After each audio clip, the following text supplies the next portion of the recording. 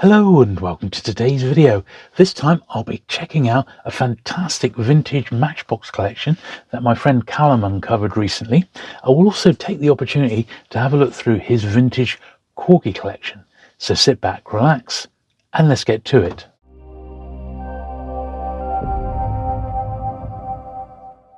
Brilliant. Well, here I am with Callum, and Callum came across this fantastic Matchbox collection, so I'm very, very excited to have a look through these. So I suppose first of all, Callum, while I'm having a look, how did these come into your possession? Because I know you're a bit of a die-cast collector. Were these did they just land in your lap, or what happened? Yeah, I mean, funny enough, in a way, yes. So obviously I buy and sell bits here and there occasionally, just to mainly fund my collection, which is Corgi farm die-cast toys.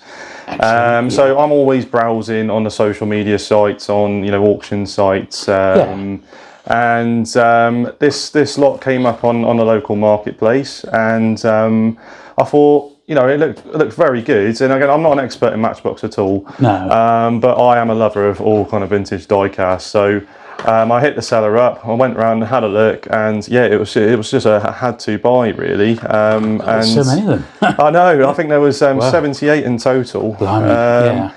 And it was again a kind of a childhood collection of this collector. Right. Which it's been kept in very good condition on first inspection.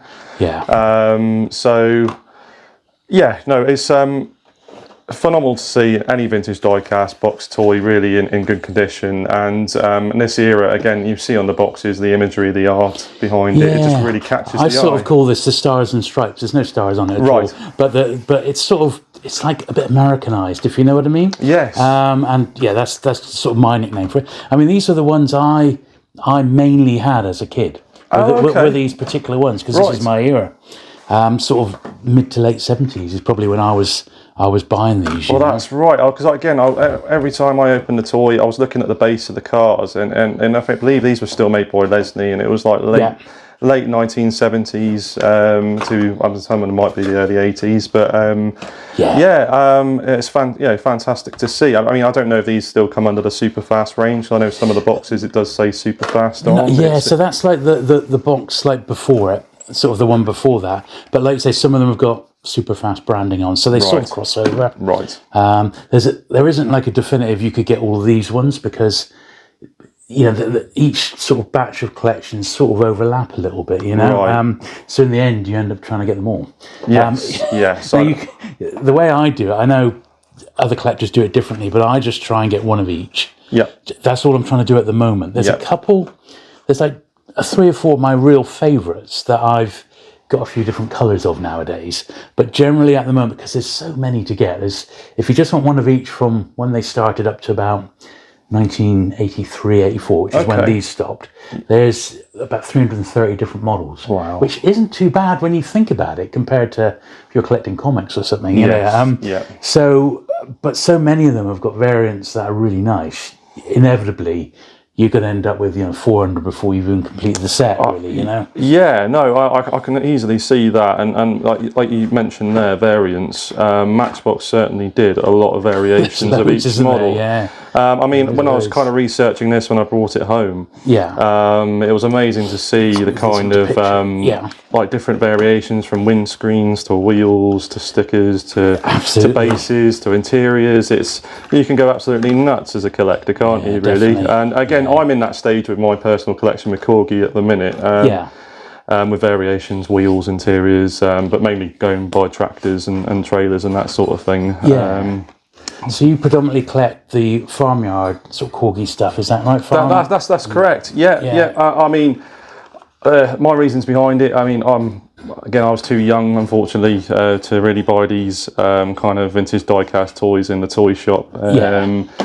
So I had my hand-me-downs from my father, and again, when COVID came around, I think like a lot of us, we were bored at home, and I just wanted a hobby. So I started collecting again the old toys I had, but I try to get them in mint box condition, again, as you would have picked them out the toy shop.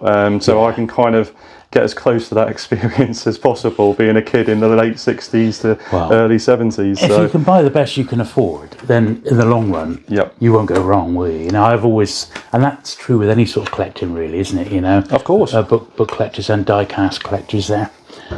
Yeah, I mean, like I say, there was a 70-odd, absolutely fantastic run, isn't it? You know, really, really incredible. I don't think we're going to have room to get them all out on the table. No, I don't. Well, yeah, it will be very difficult, I think. But like you said, it's collections like these don't come up very often in any brand of vintage die-cast toys. So even though I'm not a Matchbox collector myself, I still got that kind of fuzzy feeling in the tummy when you see them. And as we will do in a minute, as you get them out of the box, again, it's very exciting to kind of see what variations they might be, what if it's a standard, and I hope you have as much enjoyment as I did, kind of both going through them and opening them up, and again the viewers as well. We'll have that, hopefully have that kind of enjoyment as well through the video. But absolutely, yeah, certainly it's a well-remembered period, this. Now, I did bring my wants list, it's on my phone, and it's up to date. Right. Which is quite good. I only updated it fairly recently. So, that's always good, yeah. So I'm bang up to date, so I know exactly what's what. There's a few here I don't think I've ever seen, not even at the toy fair, not in the flesh. Oh, really? I mean. Okay. I've seen pictures of them, and I've seen them on the websites and that, but I don't think I've actually seen them, like, even at a show. And I don't know why that is. Maybe they're rarer, or, you know, I can't go to that many different shows. I go to the local ones. Yeah. And I haven't been further afield like the Birmingham ones yet, for example. Well, you mentioned the Birmingham one. Yeah, you mentioned the Birmingham one. I'm visiting that one later this month on the 29th. Be my first time going there. Obviously, 500 stalls is one of the biggest in the country, I think, next to Sandown. So I hear Sandown's excellent, of course. But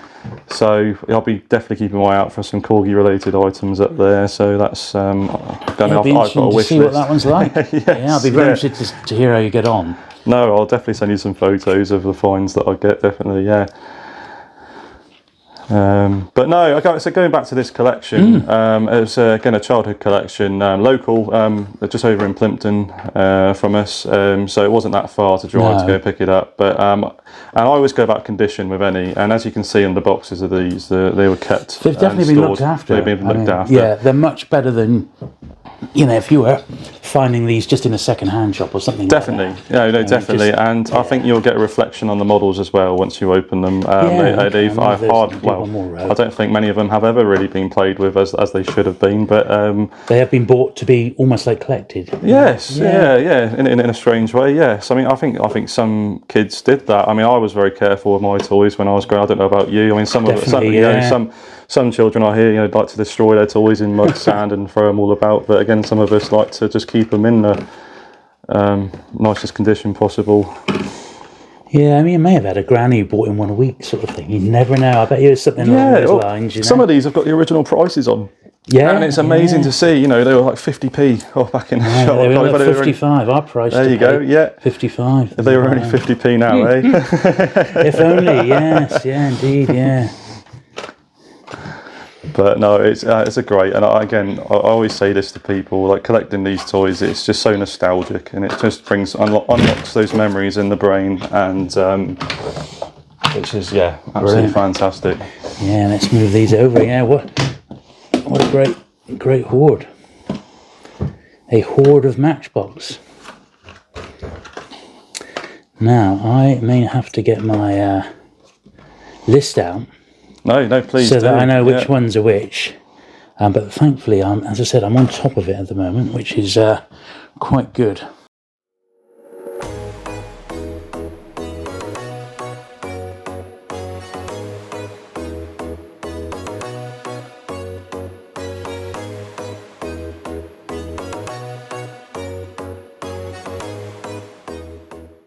So after we went through all the boxes, I then took the opportunity to take a look at Callum's vintage Corgi toys collection. Right, so we're in Callum's collection room. He's got a couple of cabinets full of his vintage Corgi toys. I really couldn't really come along without looking at them. Oh, of course not. No, not at all. Now, you specialise in farm, sort of industrial related toys, don't you, really? Yes, yeah. That's your thing. I love these bits of Corgi signage. Aren't they fantastic? Like I said, again, as I said earlier in the video, it's, again, trying to capture that shop image of when you were a kid, walking into a shop and these nice blue, yellow, red colours kind of grabbing your eye towards the right cabinet. And as you can tell by the packaging, it really does kind of grab the eye with the colours. It does. And so I try and find, again, rare stuff that you don't often see. As you can see in the corner there's some trade packs. I just spotted that now. We've got to have a look at that, really. Yeah, we will. I can get them out in a minute and look at closer, that's fine. But again, there'll be some box variations, as you'll see. Some of these boxes will have kind of white labels on the end with like a stamp, and that's a plain box. So towards the end of the production line, they often run out of the picture boxes, so you'll often see what they call plain boxes, and as you'll see in a minute, there's a cabinet dedicated just to plain box models. And that's sort of a mini speciality of what you collect then. Yes, again, it's another thing that I just like to find the rare stuff, and it's nice just to keep it in the pristine condition, and just as I don't know, it just gives me a smile when I'm walking into the room, really. So that's what it's all about. So down, as you're going down, these are the more later models, so these would be like your early 70s, mid 70s models. The ones at the top were kind of late 50s all the way through the 60s. So again, there's different changes to the models and stuff as well. But yeah, it's not, I don't tend to display them out the boxes, just because I know a lot of people do, and put the models on top of the boxes, but I think over time it sometimes can damage the boxes, so I try and keep them out of daylight, and they just tend to stay in a dark room where definitely out of daylight, it's not going to hurt them, is it? So like I said, lovely if you had the time, we can all take them out of the boxes and have a look maybe another day, but it's just nice to see them, and I like just to see the colours pop of the boxes as well. So I will take out again some of the gift sets, and we can kind of look at the gift sets in more detail. Oh, please do. Should we have a look at that trade pack? Oh, of course. Of course you can. It's like a bit of gold, isn't it? They are. They're very scarce to come across, and this was in an auction, and I was very thankful to really own it. Like I said, these are all ploughs, 4 ploughs. These were the later issues, again, I believe early 70s, with the Ford 5000 tractor they were meant for. And there's different variations to these as well. These are, I believe, the later issue, because on the description it does say, we'll turn it around. Does say for the Ford 5000 Super Major tractor. Now I've got another plough up here, which is again slightly older, but the text is different, and it says it's for the number 55 Ford and Power Major tractor. So again, that was the older model. I mean, just incredible, isn't it? So that was just unsold stock from back in the day when it was produced, wasn't it? Just never got around to be. Sold in a shop. Exactly. I think maybe I think it came from a collection that was being sold at auction, and someone had just again probably bought it from an old shop. I'd imagine that had closed down, and had kept it like so. And it's just a great piece of history. So I mean, what would something like that sell for? Or is it really difficult to price? It is difficult to price, because I think it's just at the end of the day, it's worth what someone's willing to pay for it. And I got it at a very reasonable price, which I was very happy with. And again, if it's kept like that, I mean, it is an investment, I guess you can say. If you keep it as it is, it's a trade pack. No, like I said, they're very scarce, and at the minute I'm on a mission to complete these, but these are old trade boxes as well, not farm models, funny enough. So this is one exception in my collection, but again, this is a 210 Citroen DS 19, and I actually found the empty trade boxes again on auction, and I've just been trying to get as mint as possible models. As hard as it is, it's going to be a long so that looks like it's going to fit 6 of those in it will eventually. You're going to pull one out for us to have a look at? Yeah, of course.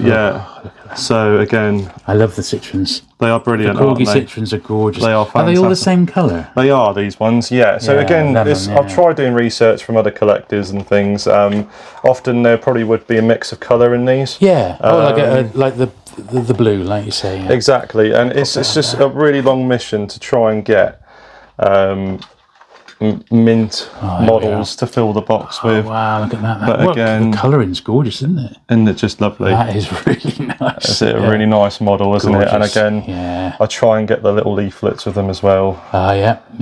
That is as authentic as you can get. As you can get. So I've managed to get 3 so far.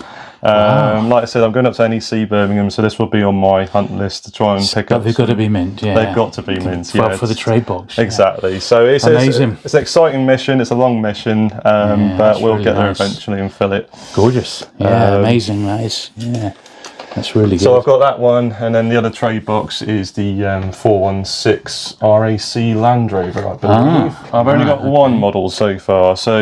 Is this going to hold 6 again, is it? It will, yeah, eventually. But these are slightly bigger boxes. So, again, this is for this model here. Right, the Land Rover. The Land Rover. They used that a few times, didn't they? They did. That model. Yeah. They did indeed, and in my other cabinet I've got a very scarce variant of that one as well, so that's quite interesting to kind of compare the two. But yeah, no, again, nice. Really nice. Bit of shop history. So that's how they came before they were shrink wrapped? That's correct. Yeah, right, That's correct. So I believe there was a massive Corgi factory fire at some point. I don't know, it was in Northampton. And and they lost a lot of models. Really? And but yes, in the late 60s, early 70s, they started shrink wrapping. I could be wrong. If anyone knows out there, please do correct me. Yeah. So when does that date from then? I believe, roughly. Again, this is not really my expertise, but if I was guessing, I think the RACs, it started, I think, like late 50s, early 60s, somewhere around there. Because it's the blue, these are the yellow and blue boxes, but I know the blue boxes were earlier. Yeah, and I'm thinking shrink wrapping must have started, 67, 68, something like that. Yeah, I know, the Prisoner Mini Mode, I think that's a dinky though, isn't it? But, yes. I've seen a shrink wrap of that. Wow. I think that was 67. So wow. Yeah. Maybe that's when it started. Plastics getting cheaper and stuff. Again, going up to history, I've got, my partner's My Little Pony collection here as well. But this lovely box is actually a factory trade box. Oh yes, look at this. It says Metoy on the side. Yeah. So it's got Metoy Playcraft, and then to Mr. Fleming, who's again a very influential person again with the tractor models. As you know, the late 70s models, I'll try and get one out. They had a couple 4 or 5,000 tractors and a massey Ferguson tractor, I believe. Yeah. With Fleming's attachments on them. So it was a company in Northampton that made attachments for tractors at the time. And I bought it off the son of R.G. Fleming, these 3 mint models that he had, but this eventually would have been full with these models, and they were handed out to his customers as like a little gift. A custom-made one, right? That's fantastic. So I mean, these were again, it's no proof in it, but these could be the first of the run models of these particular ones. But like I said, I bought these and the box off the son of R.J. Fleming, who was the inventor of the scoop, and that you see on the model. So it came in 3 different variants as well. Yeah. So it was the Massey Ferguson, I believe, with the hedge cutter on, and this model again, but it had the side scoop. Yeah. But again, I'm very lucky to have all these mint models with really the box as well, which was fantastic. Yeah, that's like the creme de la creme. But these, like I said, this is like eventually this would have been full of shrink wrap models or box models, and they would have sent to shops in these big old cartons like that. So it's nice to see the original label. Absolutely. That's still intact, which is brilliant. Yeah, that is really... I'll pop that one back up. That's a real treasure, that one. It is. Yeah, no, and again, on the social media sites, I'll try and share with other collectors. It's a really good talking point. It gets people talking. And what's falling off the top there is again the old sweet cigarette cards. Yeah, absolutely. They're scarce, aren't they now? They can be, yeah. So again, on the back, they've got again details of every model. They call the Devlin. That's it. Yeah, Liam Devlin and Sons. It's a nice set to have that. Yeah, they display lovely as well. They display. I imagine as a kid, buying a pack of sweet cigarette sticks or that's it, and then just clipping these and collecting them really. So it was all the rage. I need to get a frame really at some point and just put them all nicely in instead of just tucking them away. But yeah, again, there's loads of interesting bits. We could be here for forever. But this is an old shop catalogue as well. Nice, yeah. That has all the different cabinets you could have bought for your shop. And how to display them as well, which is a rare catalogue to come across. I've not seen another one up for sale before. Guide almost. But again, it shows you as a retailer all the different ways to display. In fact, last time I was here, you had one, didn't you? That yes, one. Yeah, that's right. Virtually all glass. That's right. It was like absolutely gobsmacked. But like you got a mechanical one. I know a couple of collector friends of mine have got that.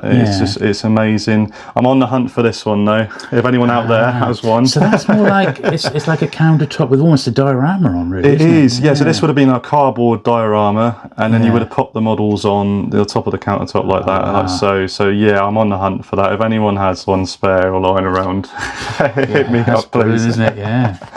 That's really nice. But no, it's just lovely to go through the different history. Like the stickers I've managed to get on here, so this is an actual one, an actual version of that as well, which is nice to see in the flesh. That would have been like a window sticker or on the front of a counter, something like that. I believe so. Yes, that's correct. Yeah. So it's nice to see them still intact. But no, what a great piece of history, and really good. Yeah. Really and then the old rockets as well. Corgi rockets. Yeah. They had all the TV sort of tie-in ones as well. I mean, they had the James Bond ones, didn't they? They did. That's right. I've never seen that. No.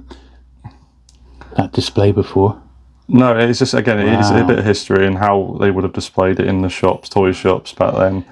But yeah, again, there's some more juniors on the back. Yeah, I've been tempted to go down the Corgi. I've got the Kojak now, so I've started the slippery slope. Oh yeah, and stuff like that is priceless, isn't it? You can just you just really love it. Oh, of course, you can go absolutely nuts. And I'll finish off. This is my favourite set of the whole collection. I've got two variations of these. So this is just a standard one. But this is gift set 22. Now, this reminds me, it's the same dimensions, I think, as the Corgi, as the Chipperfields one. It's really similar, isn't it? It is similar, really similar. So this is the first, I believe, one of the first farm gift sets they released, and it was very popular, as you can tell. Yeah. But yeah, you can go nuts with variations as well. So I've got two, and there's different trays, different tray layouts. You got different models. So they brought out the later one with the later tractor and the later plough as well. But again, you have the mid green, again 406 Land Rover there. So that is kind of very exclusive just to this set. Even though there have been variations of other gift sets as well. But yeah, one of my favourites because there's so much going on. Look at the little milk churn, milk urns or something. Yeah, that's it. Yeah. Probably easily lost, and you got a couple of like the farmer, the driver. That's it. Yeah, all complete, all in. No, good condition. Really and nice, again, it's just the artwork for me. It's just phenomenal on the lid. Yeah, just really captures the imagination. Gorgeous, isn't it? Yeah, really gorgeous. No, one of my favourites, and probably will never be ever for sale. That'll be with me forever.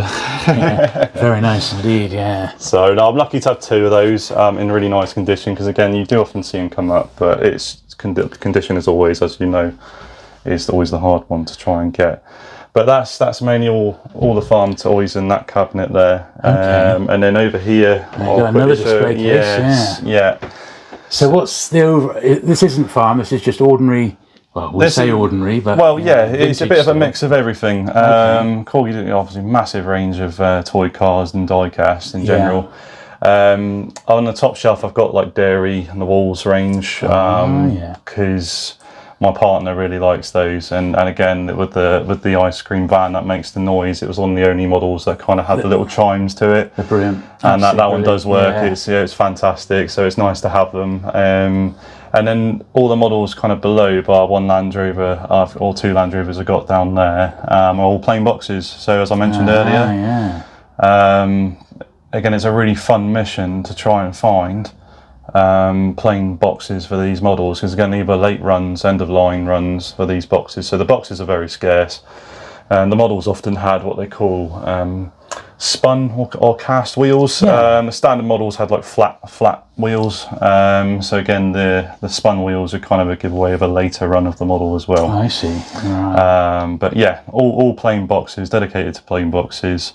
So again, any viewers out there that have plain boxes, please share them because I do love them. They are a big part of my collection. Well, that's a good point. So while we're looking at these then, Callum, if someone wants to get in touch with you, they've got a really good farm bit, or just, you know, they have something that you might be interested in, or even interested in your other Matchbox, because I've got a few, but you've still got an awful lot left. What is the best way to get hold of you? By email, really. By email, okay. I don't know how you want to do it, Jules. If you want to me to say it now, I'll tag it in the video. Whatever's easiest. Well, if you tell it, you spell it out. Spell it, and I'll put it in like a direct link in the description down below. Of course. So again, if anyone, like I said, it doesn't have to be just for sale. If anyone just wants to show me, or again wants any information, please, because again, I'm very passionate about Corgi toys and just vintage diecast in general.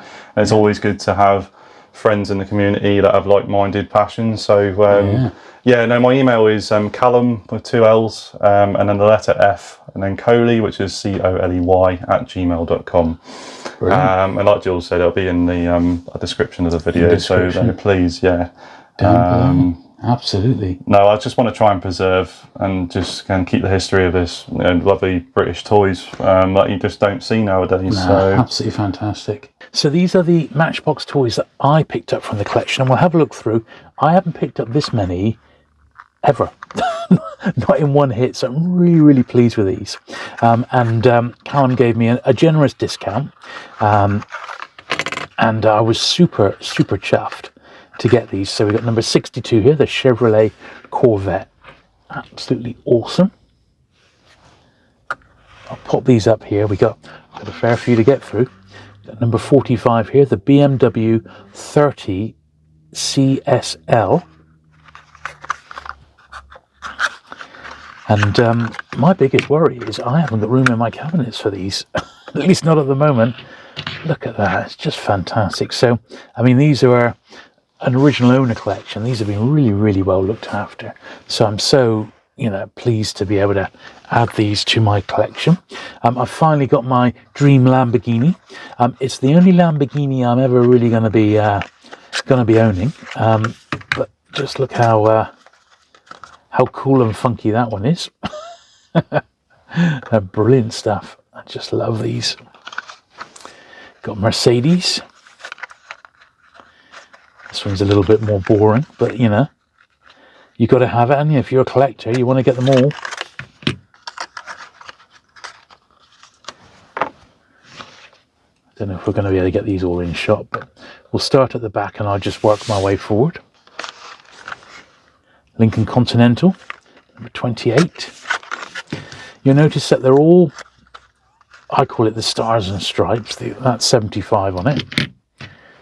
Nothing earlier than that. So these would have been the period that I was buying these. Pleased to get this one, the police cycle, with the policeman riding it. There's lots of variations on these sorts of ones, but I was just pleased to get this one. How does he stand up? Oh, he has got a, like that, there we are. And we've got the rider that goes with him. Something like that.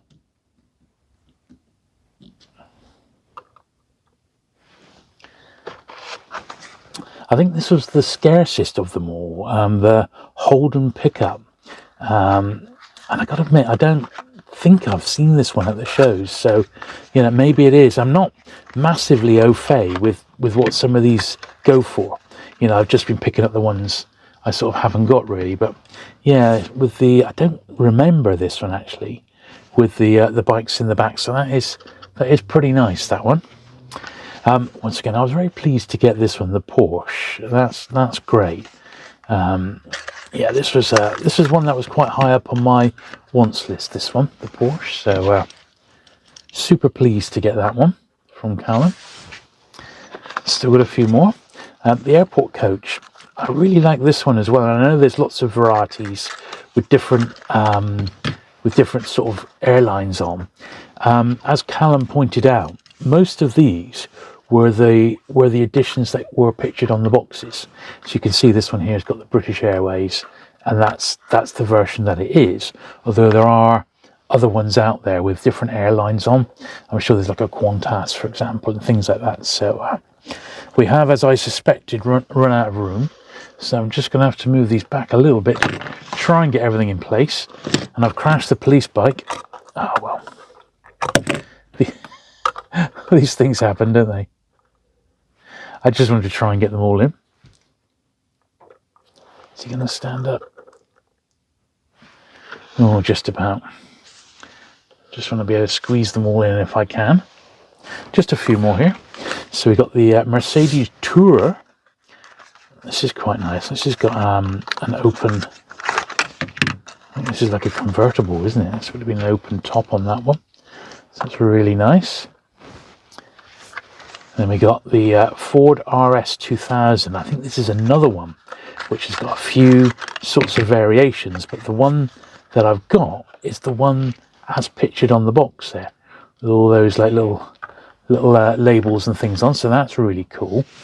Then the last one, as I said, it was a pretty decent haul, was the Plymouth police car, and I think you'll agree they're in pretty nice condition, these. So I'm really pleased with them from that point of view, and all additions that I didn't have, so absolutely fantastic. So that's all the Matchbox cars I got from the collection, and we'll be seeing these again when I give them all a clean with my latest pickups. Once again, thanks to Callum for allowing me to have a look around his Corgi collection. That was really, really fascinating. He's got some amazing stuff there. And of course, if you're interested in any more of the Matchbox collection, Callum's email address is down below in the description, so just drop him an email and get in quick, and you might be able to get some of this amazing collection for yourself. So there we are. Thanks very much for watching the video today. If you've enjoyed it, do please give it the thumbs up. If you haven't already, do please hit the subscribe button for regular vintage diecast action, and I look forward to seeing you again very soon. Bye.